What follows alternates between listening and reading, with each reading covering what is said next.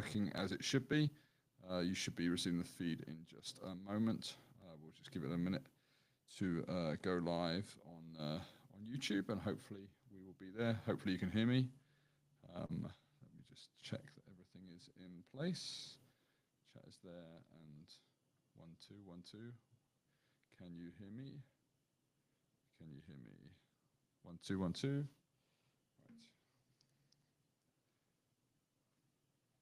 1 2 1 2. Can you hear me or see it?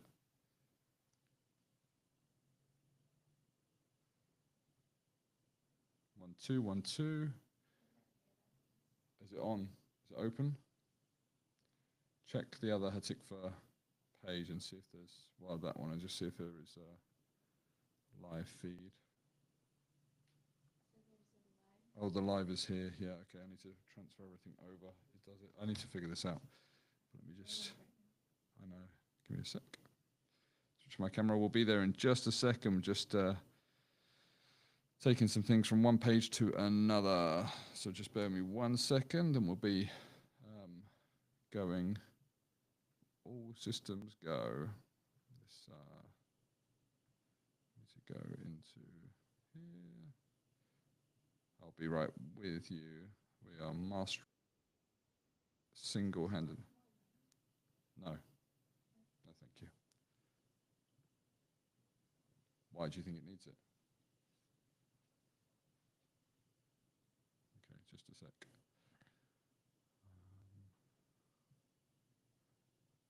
Second. Thank you.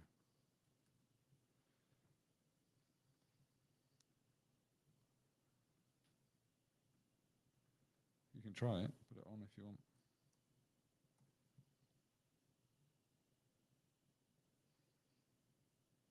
I think that's too bright.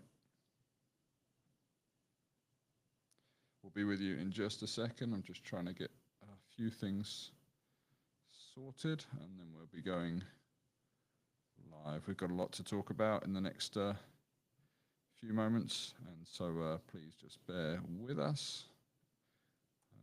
Copy. 1 2. How does it sound? Is it sounding good? Please let me know if the sound is good. Thumbs up would be great. Yep, sounding good. Okay, cool. Just one more thing. Pop this in here. Okay, hello friends. And what? Well, you will refresh it, please. The mic is on.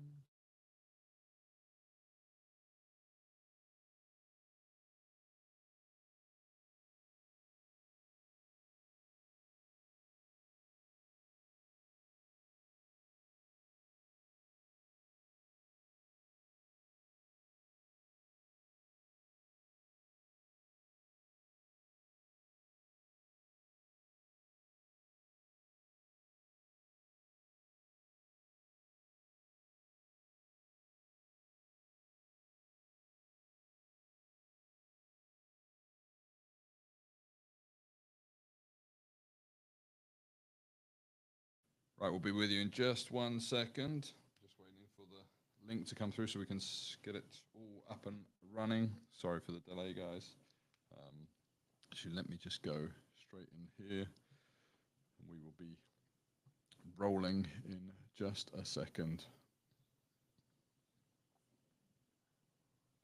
Okay.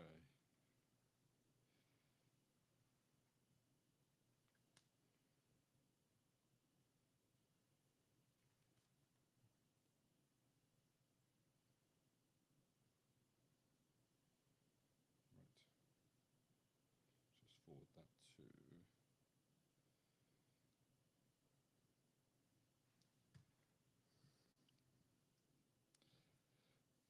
well, hello friends, and welcome to another edition of Israel Matters. This, of course, is a live program. We're going to be sharing a whole number of things that are going on globally, and of course there have been a lot of developments practically in let me start this up.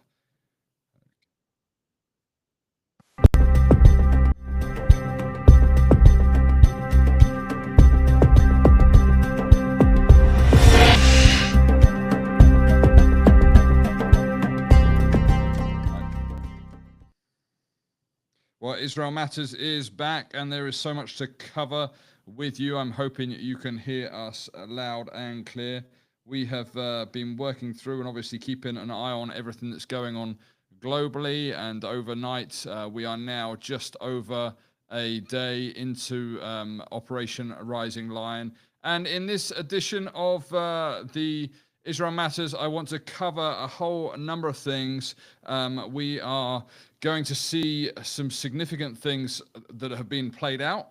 We're also going to look at Scripture and what Scripture has to say about everything that has gone on as well since 3 a.m. yesterday morning. So what has happened in just over 24 hours since that time when Israel sprung a surprise attack, although it was being talked about, on Iran that knocked out a lot of their military sites. It was targeting specific nuclear sites as well in order to prevent Iran from creating 9 nuclear bombs, which they were potentially months or at most a year away from putting together. This was a window that Israel saw the opportunity to remove nuclear weapons from, as they have done in the past with Iraq and Syria. Now Iran is the aim, and have said that they hope to have everything complete within 2 weeks. We shall see how that plays out, and we are just going on to watch and see what is going to happen, what continues to happen tonight. Well, I've got a lot to cover in a short space of time. I want to be wrapped by within 45 minutes as per usual, and I hope that I will get everything in. There are some amazing things that have happened, including drones built in Iran by Mossad, which carried out precise attacks on nuclear infrastructure, military sites, and specific targeted attack of IRGC leaders, nuclear scientists in Iran.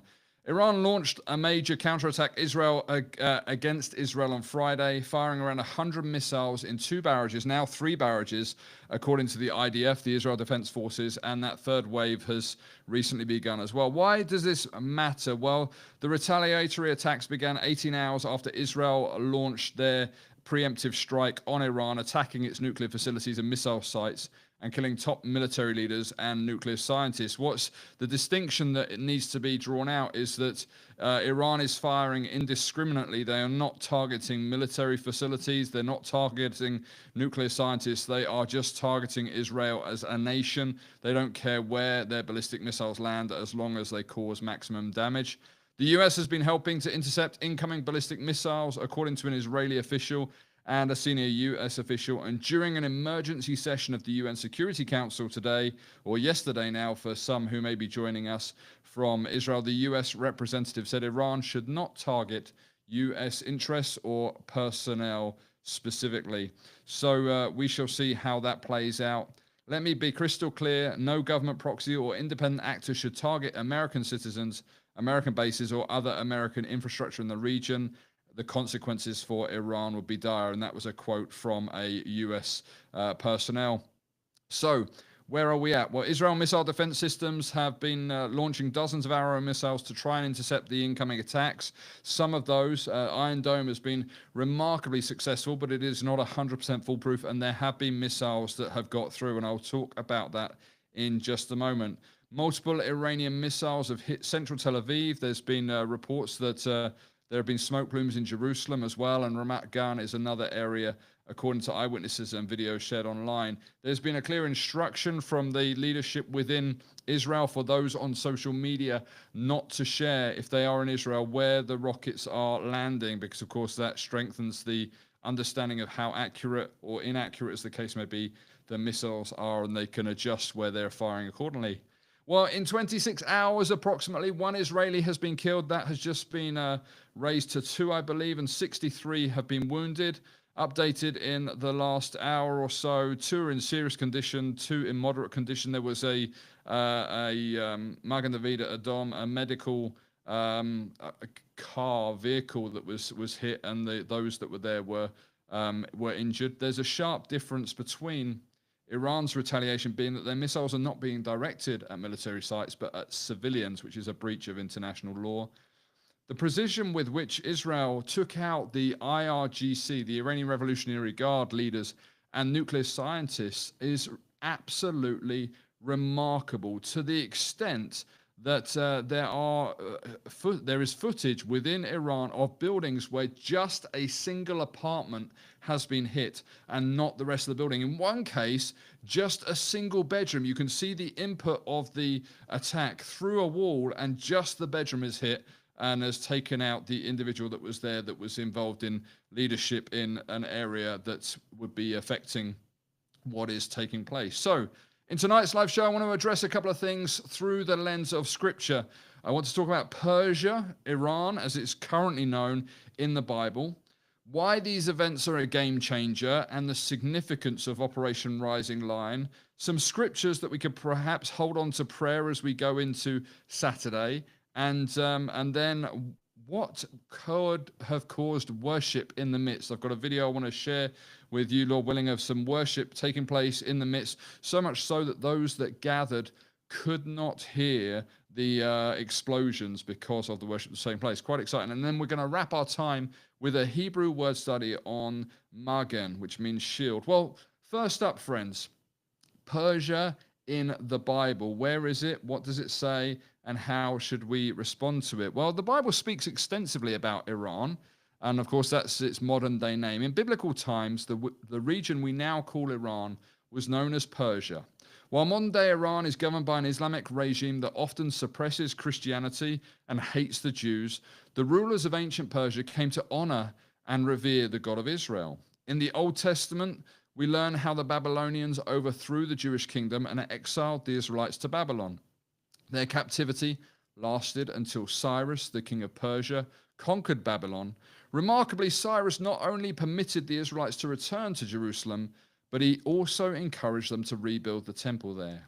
It's extraordinary that a Persian ruler offered such religious freedom thousands of years ago, but sadly, such tolerance is not found in Iran today. The Old Testament also recounts the story of Daniel and King Darius of Persia. Darius issued a decree demanding that all prayers be directed to him. And Daniel, remaining faithful to God, defied the order and continued his prayers. And as a result, he was thrown into a den of lions. Yet after witnessing Daniel's miraculous survival, King Darius came to recognize the power and greatness of the Lord. It does talk in Daniel about the prince of Persia and the prince of Greece. I'd encourage you to go back and look at that. And then in the New Testament, Persians are once again mentioned at Pentecost. When the Holy Spirit descended upon the disciples, they began to speak in different languages to the gathered crowd. Among the first groups listed, Parthian, Medes, and Elamites all hailed from the region that is now known as Iran. Early church history tells us that many of these Persians returned home with the message of Christ. As a result, hundreds of churches were established across Iran. So influential was Persian Christianity that the Chinese once referred to Christianity as the Persian religion, having first encountered it through Persian traders along the Silk Road. Well, now we turn to today, and unfortunately, Islam has become deeply embedded in the structure of Iran's government, and the religious freedom that was once practiced by ancient Persian leaders is no longer present. Though public expressions of Christianity are outlawed, the Spirit of God continues to move powerfully. In fact, the underground church in Iran is one of the fastest growing Christian movements in the world today. We believe that God is still calling the Persian people to himself, indeed, as he's calling many from all the nations. So let us keep praying for the day when they can once again worship freely. And that is a desire for freedom of worship, freedom of expression, freedom of religion. All of those things are needed within the nation of Iran. Well, why are these events a game changer? The significance of the Operation Rising Lion. And for those on the call that are Muslims that are quoting their favorite saying, the flag of Iran used to have a rising lion. It used to have a lion with a sunset behind it. That was the symbolic historical picture that was used for the Iranian flag prior to the revolution in the 70s. It was replaced with a symbol for Islam, and the statement that has been quoted by Koch is what appears in the bottom and at the top of the flag. Well, why the name Operation Rising Lion? Well, we'll come onto that.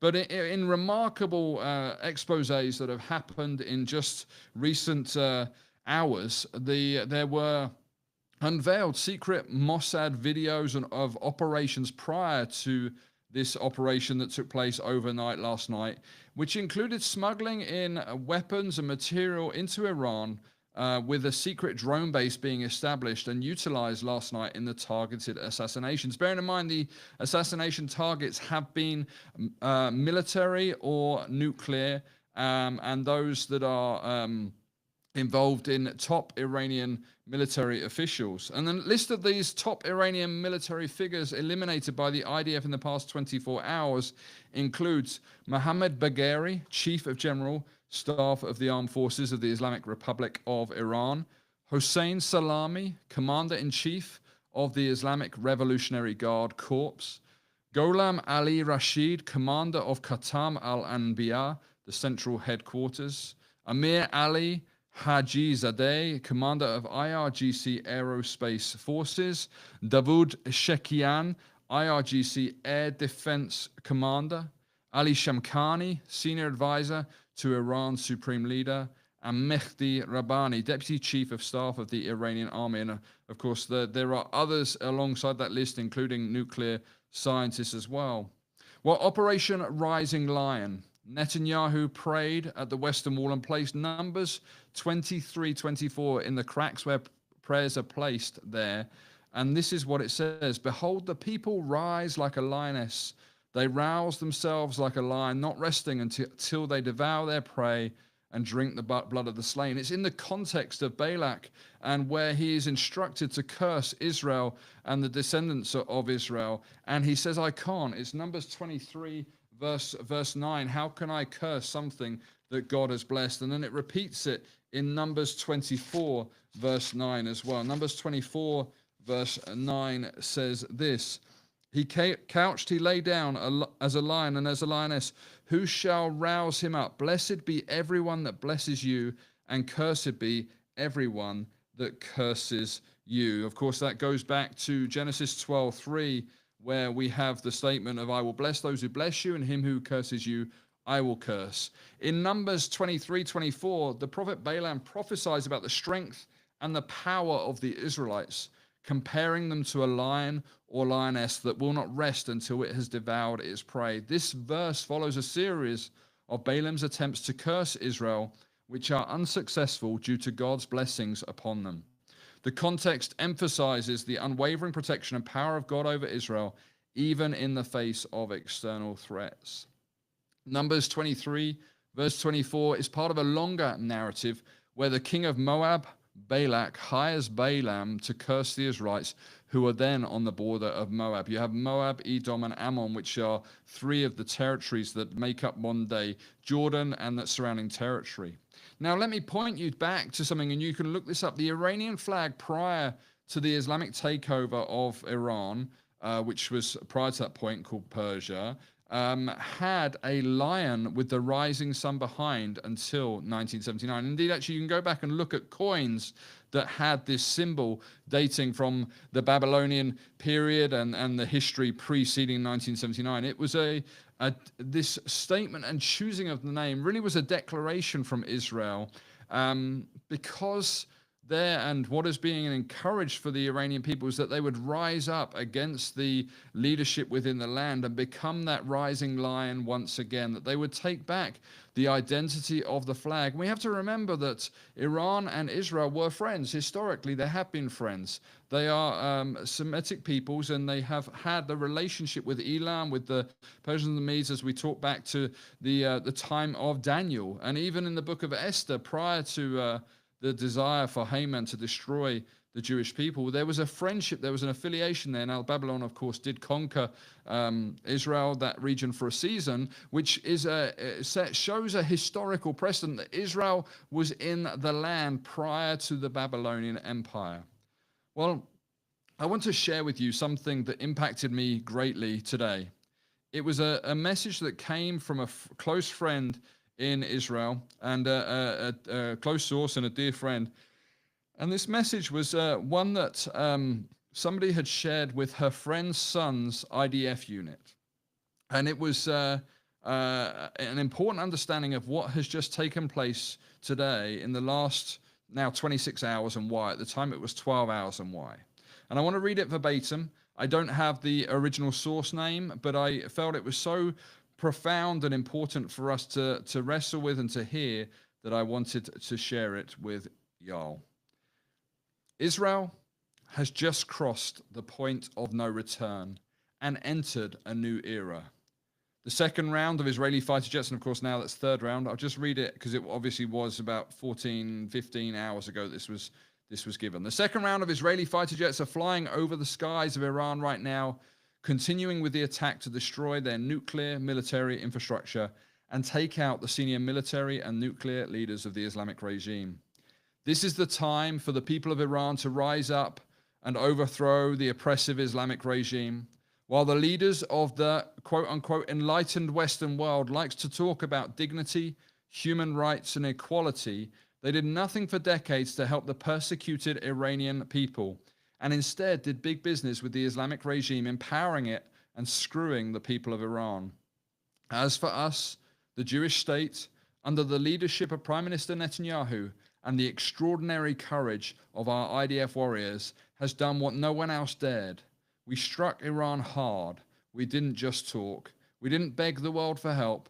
We didn't wait for permission. We acted because the time had come. We had no choice. And we finally remembered who we are. As IDF Chief of Staff Zamir declared, we launched the offensive because the time had come. We've reached the point of no return. We cannot wait for another window of action. We have no choice.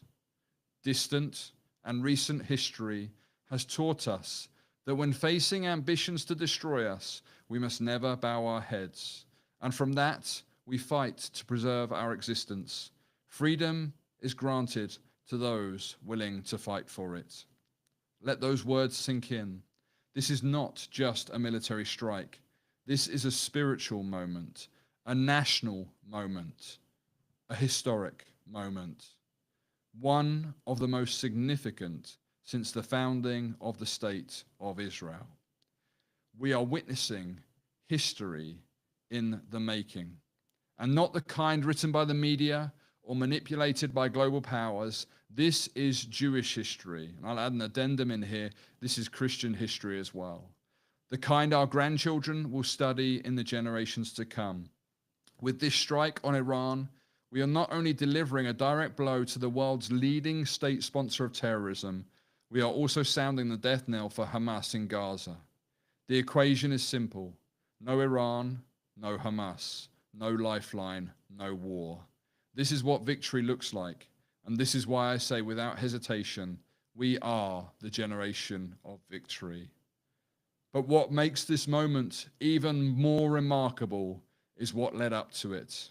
Headlines were about Netanyahu vacationing in the north, Trump's warnings not to strike, news about the upcoming talks on Sunday between Iran and Witkoff.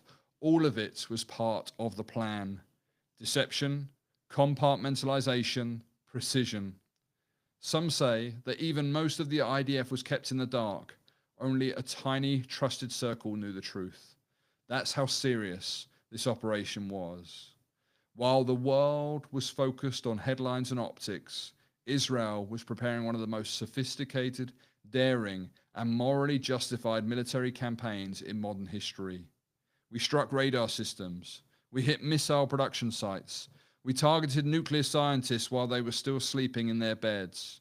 We went after the IRGC and senior regime officials, and yes, we are striking their nuclear facilities. This wasn't just a message, it was a mission. One we've been preparing for over 2 decades. Netanyahu has been sounding the alarm on Iran since before most of today's experts ever heard of the JCPOA. He risked everything, even Israel's relationship with the Obama administration, to speak before Congress and tell the world the truth. And now his words are becoming action. As he just said a few hours ago, we have no choice but to act quickly. If we don't act now, we simply won't be here. Never again is now. We have internalized the lessons of history. When the enemy says it intends to destroy you, believe it. To the Iranian people, The day of your liberation from tyranny is closer than ever. And I've seen, just as an addendum and aside, there videos coming out of Iran where people are celebrating that this is taking place, that Israel is dealing with the nuclear and the leadership that is there. Coming back to the quote, this is the clarity we've been praying for. This is the resolve we've been begging for. And while there will be difficult days ahead, and with Iran likely retaliating with missiles, UAVs, and attacks on strategic infrastructure, we are ready, we are united, and we are not alone. As the Trump administration said loud and clear, you will be alone, but not isolated. Let that be a message to every Jew, to every supporter of truth and freedom. You may feel like you're standing alone, but you are not isolated. You are part of something greater, a nation with a calling, a people with a purpose. To the world, we are done apologizing for defending ourselves. To our enemies, you made a grave mistake waking the sleeping lion. To our children, we are doing this so you can live free without bomb shelters and rocket drills. And to our fallen, we will not stop until the mission is complete and your sacrifice is honored with victory. This is our time. This is the new era of Jews. We will defeat the Islamic regime of Iran and finally eliminate the head of the global jihadi serpent. We will remain in Gaza forever to protect our people in our ancestral land. We will implement President Trump's immigration plan for those in Gaza who do not accept our right to exist. And when the Shiite threat of Iran collapses and the Qatari-led Sunni jihadi axis begins to rise in its place, we will stand firm, holding the line, not only in Gaza, but in northern Israel, in the territories of southern Lebanon and Syria. We are not retreating ever again, not from our land, not from our mission, not from our future. Because Israel is not just another country. Israel is the only country in the history of the world to destroy the nuclear weapons program of 3 different enemy nations: Iraq, Syria, and now Iran. We are the front line against the Red-Green Alliance out to destroy the whole freedom-loving world in the name of Allah. We are the tip of the spear confronting Islamo-Nazi evil. We are the shield of the freedom-loving world.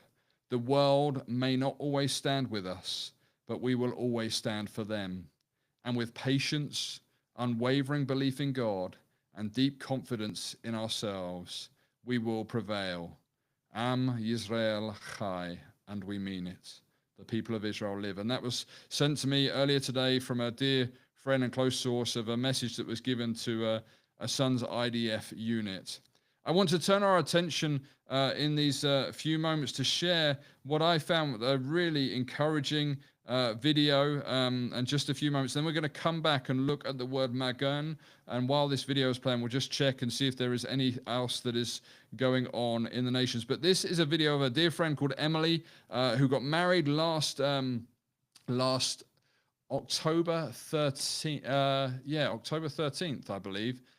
Just shortly after what had taken place in Israel, and she is back out there again with a group touring 25 people, and of course this has all taken place in the past 24 hours. Well, they decided that it was still time and opportunity to worship, and so I want to share this clip of Emily as she speaks briefly to CBN, who are doing a sterling job in keeping everybody up to date. Hopefully you'll be able to hear the sound. For the past 24 hours, we have been covering the Iran-Israel conflict, and then I looked on my Instagram and I almost started crying when I saw some videos that I have to share with you now. I got a reason to pray.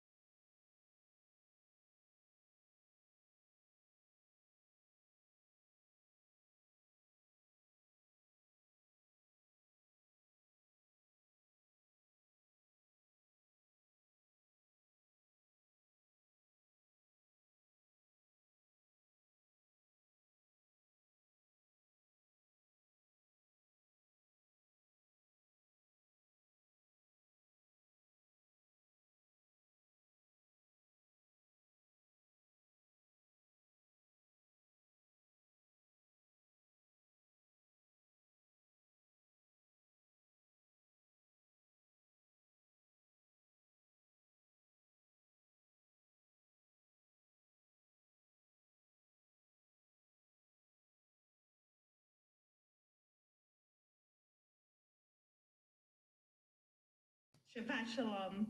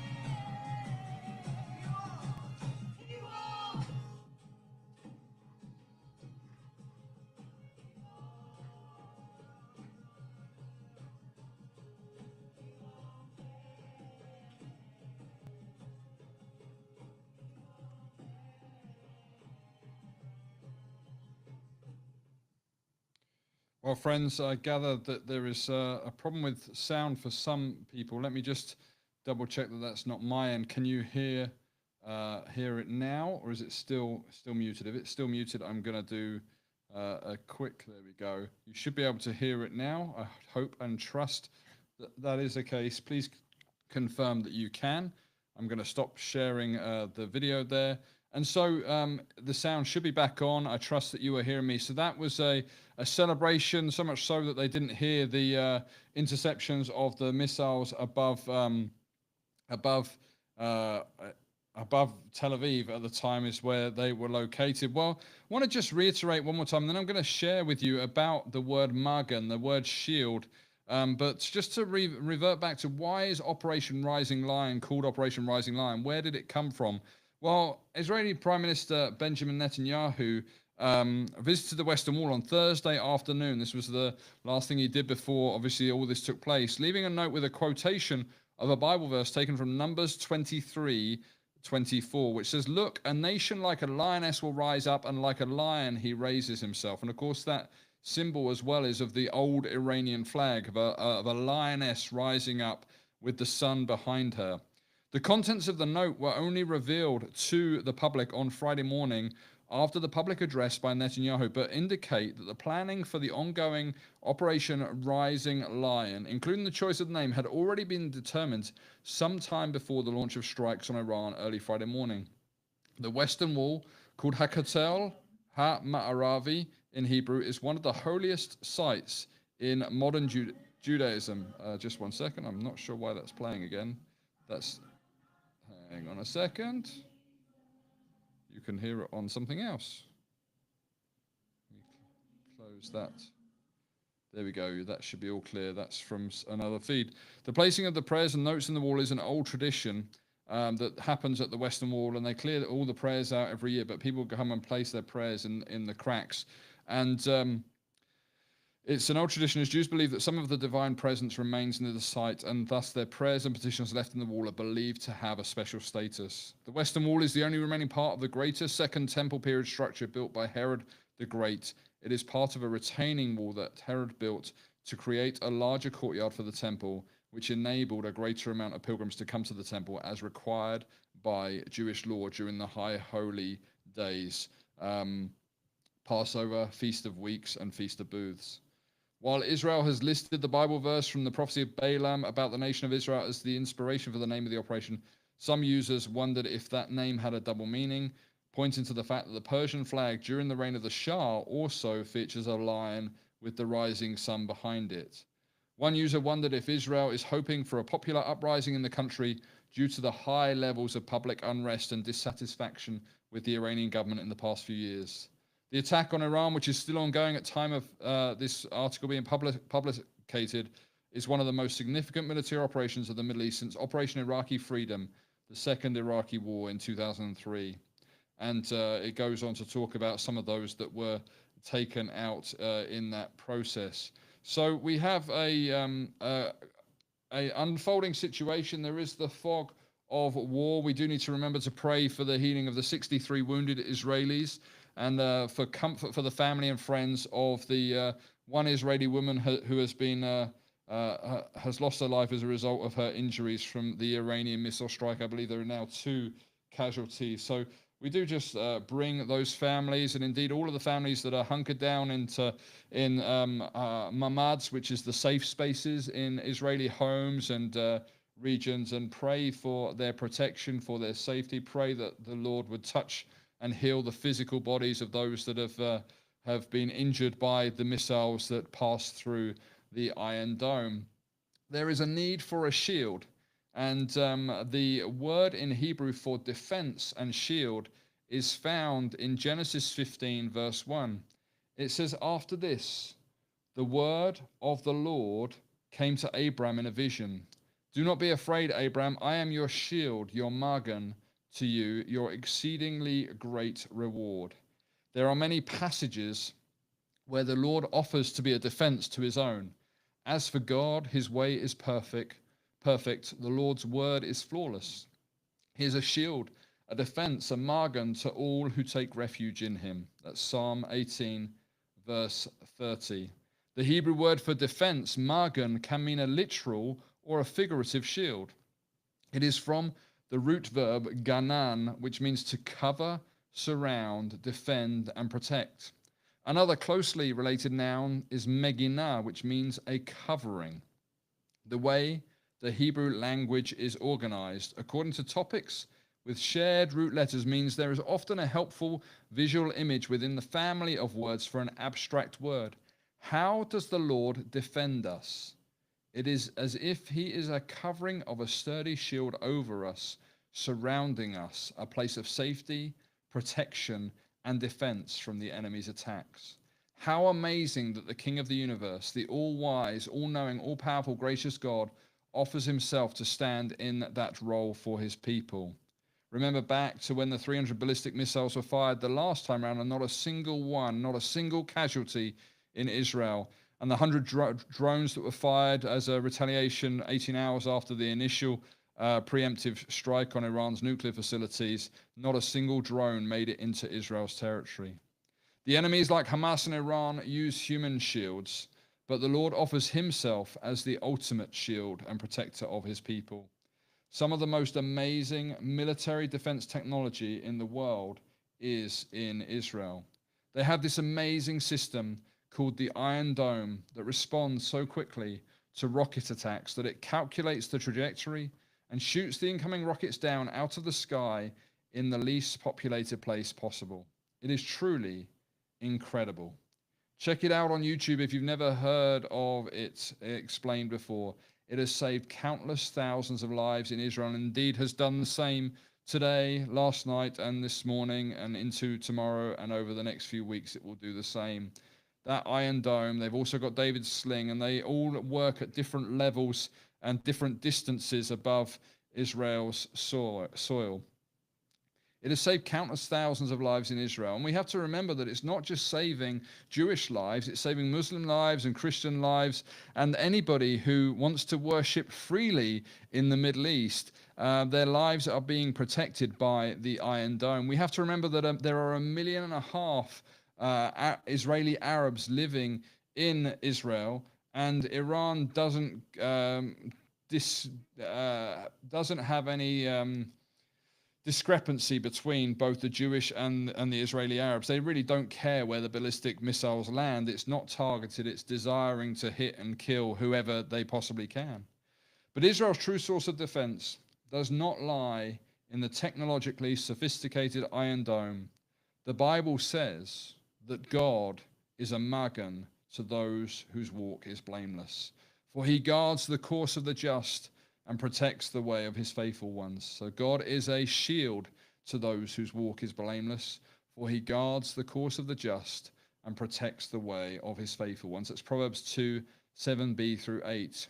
Even the Iron Dome and the other anti-missile technologies that Israel and her allies engaged when Iran attacked Israel in April 2024, that was only supposed to have 90% effectiveness. But the fact that 99% of all of the 330 missiles and drones were shot out of the sky, and only one person in the whole country was injured in the attack, was a true miracle. The Lord God is a magen, a shield, and a defense. Let's join together, friends, in prayer, asking him to defend Israel and all innocent civilians caught in the crossfire in Israel as well as in Iran. We don't want to see any civilians' lives interrupted by what is taking place. We want them to be protected and kept and guarded. And as we look at what is taking place now, we will continue to be kept up to date. There is a myriad of feeds coming in from all over the place. Iran continues to retaliate with missile attacks on Israel. And Iran has also said that there is damage to its Fordo and Isfahan nuclear sites in an earlier attack, as Prime Minister Netanyahu has said that there is going to be more attacks as well. So the distinctive is that Israel doesn't want to catch civilians in the crossfire. They are doing everything in their power to avoid civilian casualties. They have targeted nuclear facilities and military structures in order to defend their people, and by implication, the whole of the rest of the world. We have to remember that Israel was not the only target that the Iranian regime had in its crosshairs. Indeed, it was the whole Western world, and America being determined by them as the great Satan, Israel as the little Satan. And so Israel is fighting right now for the freedom of the West. Whether the West recognizes it or not, it appears that whoever was giving that address to the Israeli soldiers in the lead up to this understood that freedom has a price attached to it, and freedom is something that is fought for and defended, and we are seeing that before our very eyes in Operation Rising Lion.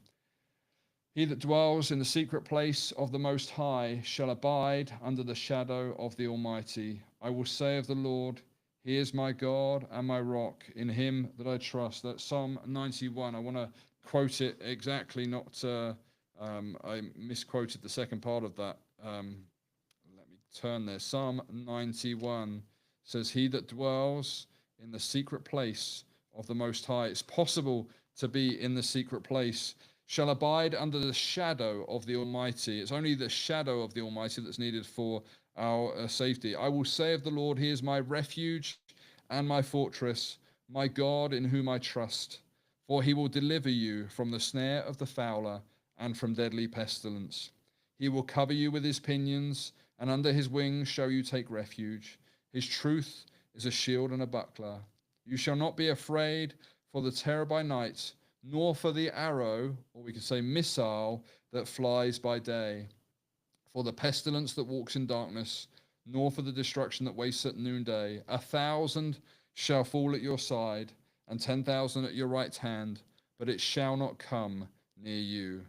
Only with your eyes shall you behold and see the reward of the wicked. For you, O Lord, are my refuge. You have made the Most High your habitation.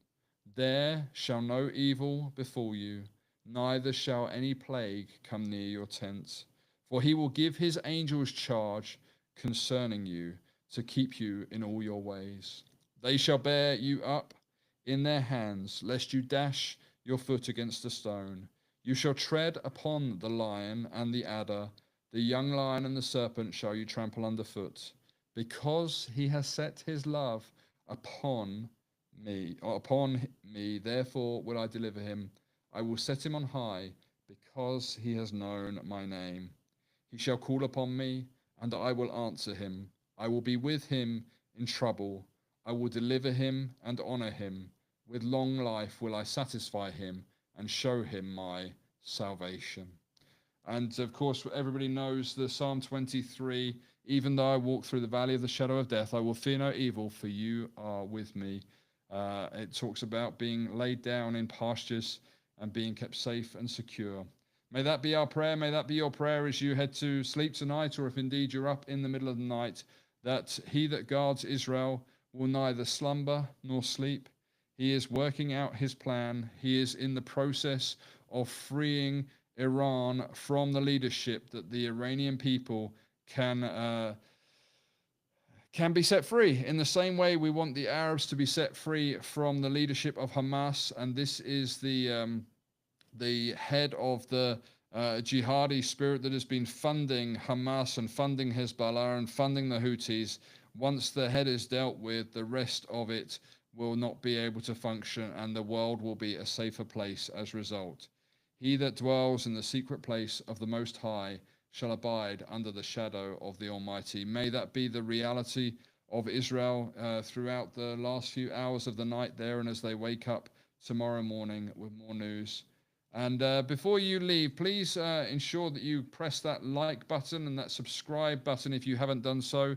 We are going to be doing updates. We do a weekly live update of all that's going on across the Middle East. And of course, it's got very busy with this, but the Bible is more relevant than tomorrow's headlines. It lays the foundation and the understanding of history and of the future. And it's the book that is written for us to understand the times in which we live and to be aware of all that is going on globally. Israel matters because God says it does, not because I say it does.